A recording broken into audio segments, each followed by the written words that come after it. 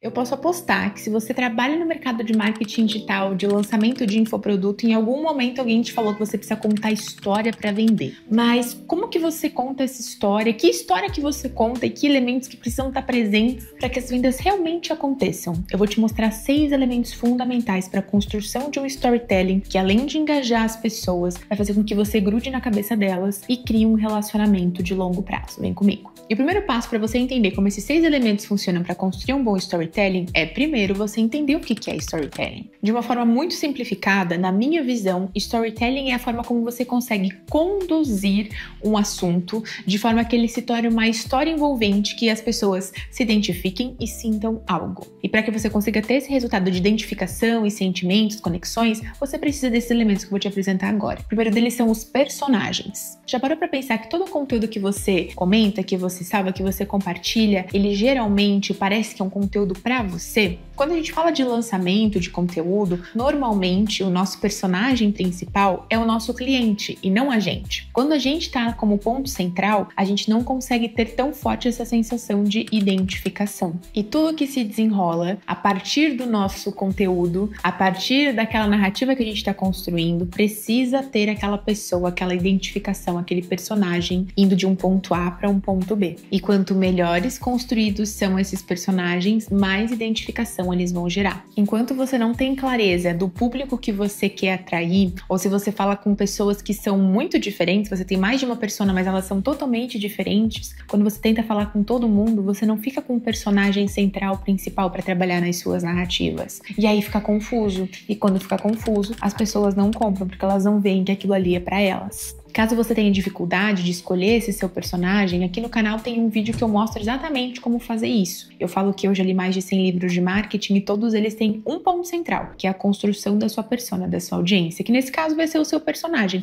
Então eu vou deixar o link dele no final desse vídeo para você conseguir assistir com calma. O ponto 2 de um bom storytelling é conseguir ter um objetivo claro para aquele personagem. Quando a gente faz um lançamento, por exemplo, quando eu vou vender um produto, eu tenho que ter muito claro o que a pessoa vai ter depois de passar por todo aquele período comigo. Para ela, vale a pena lutar por aquele objetivo? Ela vai continuar comigo? Ele é relevante o suficiente? Pode ver que todo filme, todo livro, os personagens principais sempre precisam conquistar alguma coisa. Enquanto você não sabe qual que é o desejo claro que move os personagens com quem você está trabalhando, a tua história não vai ser interessante, não. Então, uma vez que você definiu o seu personagem, tá na hora de definir o que ele quer, o que ele sonha. O terceiro elemento são os vilões. Pode ver que todo filme, toda jornada tem vários percalços e geralmente esses percalços acontecem porque existem vilões ali na jornada da pessoa. Vamos trazer alguns exemplos para ficar mais tangível para vocês entenderem? Personagens trazendo para o meu projeto, por exemplo. Hoje, meu personagem principal são infoprodutores, pessoas que querem vender o conhecimento através das redes sociais. Se a gente fosse pensar no filme Titanic, contextualizando em uma história também para ficar mais fácil de marcar, os nossos personagens principais são a Rose e o Jack, ok? Uma vez que a gente tem os nossos personagens, a gente vai começar a entrar agora no segundo elemento, que são objetivos. Nenhuma história consegue ser sustentada, nenhum storytelling pode ser sustentado sem ter um grande objetivo por trás. Então hoje, quando você pensa num lançamento, num conteúdo, num post que seja, qual que é o objetivo que você quer ajudar as pessoas a alcançarem? O teu produto também precisa ter um objetivo muito claro, porque se a pessoa não olha para aquilo ali e entende que o que você está prometendo bate com o desejo dela, ela não vai ter interesse nenhum.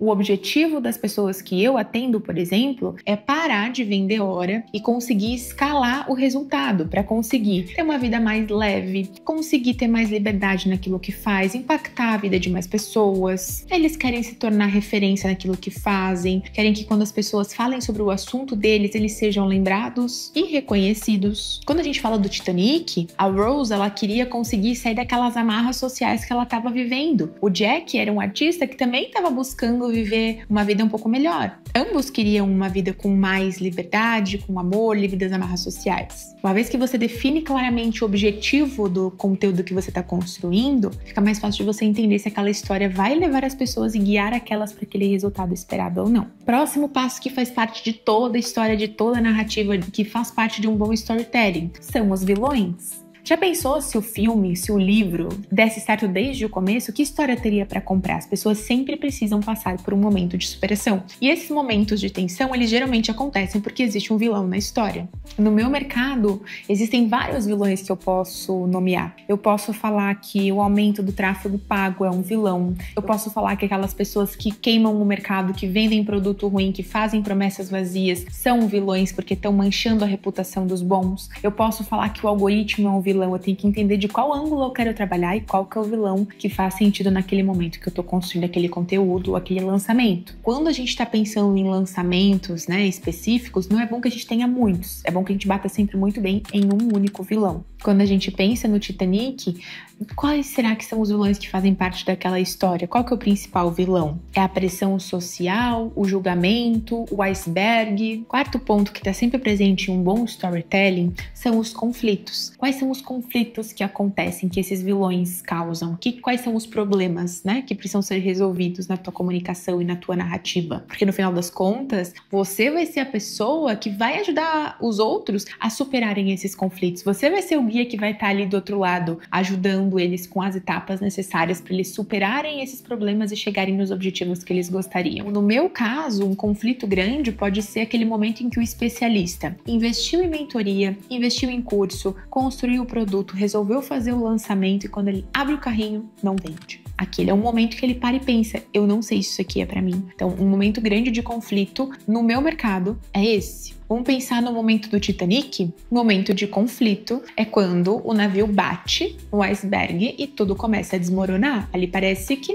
tudo acabou. Dentro da tua história, qual que são os momentos de conflito mais fortes, os pontos de inflexão da tua audiência que você pode utilizar na hora que você estiver pensando em um conteúdo, em uma campanha de vendas? E o quinto ponto que tem que fazer parte de um bom storytelling é aquele ponto de virada. É quando algo muda lá dentro e a pessoa sente que as coisas começam a se encaixar. Ela encontra forças para superar aquele obstáculo, ela agora tem um plano que faça sentido para ela e normalmente essa virada, quem entrega para a pessoa é o guia, ou seja, você, que vem com um plano para ajudar ela a recuperar coisas que até então ela achava que estavam perdidas. No meu caso, o momento de virada pode ser, por exemplo, quando eu mostro para o especialista que o problema não é ele. O problema é que provavelmente no projeto dele tem um de 4 pilares ou mais que estão fora do lugar, que se ele ajustasse na proporção correta, ele conseguiria destravar aquilo que há tanto tempo está deixando ele incomodado. E que dentro dessas 4 engrenagens, quando elas estão bem alinhadas com aqueles pontos setados, ele consegue escalar e ele consegue finalmente viver daquilo que ele ama. O momento de virada do Titanic, apesar do final ser trágico, né, tem um momento de virada que a Rose se entrega pro Jack. Aquele momento em que eles, apesar de toda a pressão, eles começam a se relacionar. Eu não sei se eu escolhi um bom exemplo para esse vídeo, porque no final das contas ela é bem babaca e não salva ele. Mas enfim, deu para entender, né? E o sexto e último ponto é a transformação. É aquilo que a gente espera o filme inteiro para acontecer e a pessoa, no final das contas, consegue. No nosso caso, no Titanic, por isso que eu acho que eu não escolhi um bom exemplo, porque não tem essa transformação, esse final feliz, o máximo a transformação é que eles ficam juntos por um momento ali, né? Mas enfim. Mas pensando na transformação, por exemplo, da minha audiência, a transformação é quando o especialista ele aplica aquele plano das 4 engrenagens, ele consegue ajustar os pontos e aí ele vende. E ele começa a fazer as coisas de uma forma mais leve, ele consegue crescer a audiência dele, ele começa a receber depoimento das pessoas que aplicaram aquilo que ele ensinou. Então é aquele momento em que tudo tá acertado. É quando chega no final e a pessoa conseguiu chegar naquele objetivo dela. No nosso caso, que vende infoproduto, a nossa transformação ela sempre vem depois do produto. Tudo que a gente faz, toda a comunicação de um lançamento, ela precisa levantar os vilões, precisa bater nas dores que as pessoas sentem, precisa mostrar todos os pontos de que estão errados, apertar na ferida das pessoas e mostrar que aquele desejo que a pessoa tem, se ela conseguir seguir aquele caminho correto, ela consegue chegar no resultado. E o resultado ele só vem quando ela entra no produto. Assim que a gente vai amarrando. A gente sempre tem que apontar que para resolver determinado problema a solução é X. E essa solução X, ela é o nosso método, ela é aquilo que a gente defende, defende a nossa tese. A gente não fala que a solução X é só o produto em si, porque produto por produto não é o caso, mas a gente fala que é o método, que é aquilo que a gente defende, aquela tese que a gente construiu. Pensando em conteúdo, vou mostrar para vocês um exemplo de um conteúdo que eu fiz com o Storytelling, que não era uma campanha longa, então eu também não utilizei todos os elementos que eu mostrei para vocês, mas esse vídeo gerou muita identificação, muito compartilhamento. Por exemplo, aqui o personagem principal, eu apareço no vídeo, mas eu não sou a personagem central, eu tô falando de dores que eu sei que a minha audiência tem, porque eu sei que este problema de começar abraça muitas pessoas que até querem criar um infoproduto, mas não começam. Então, o personagem central tá aparecendo através de mim, tá sendo transmitido através de uma dor minha, para gerar identificação na maioria das pessoas que tem esse problema. O principal objetivo dessas pessoas é parar de procrastinar e começar a se posicionar, mas elas não conseguem, porque tem um grande vilão ali, que é essa insegurança, o medo do julgamento. O conflito dessa história é essa vontade de crescer, de aparecer, de se posicionar, mas não conseguir porque quer que tudo esteja perfeito, porque não quer ser julgado por isso. E o ponto de virada para alcançar a transformação é entender que não existe começo perfeito. Só para vocês entenderem como que aplica esses pontos num conteúdo. Agora vamos pensar num lançamento maior. Esses tempos a gente estava desenhando uma campanha de um lançamento que falava com o mercado de dentistas. E a gente sabe que hoje uma das maiores dores do profissional da odontologia é a desvalorização profissional. Então eu fui lá e peguei como vilão a desvalorização. Porque eu sei que tem dentista que largou a mão da profissão, ou que sente que não é bem remunerado por isso, ou porque os pacientes preferem comprar celular do ano ao invés de fazer os tratamentos que são necessários,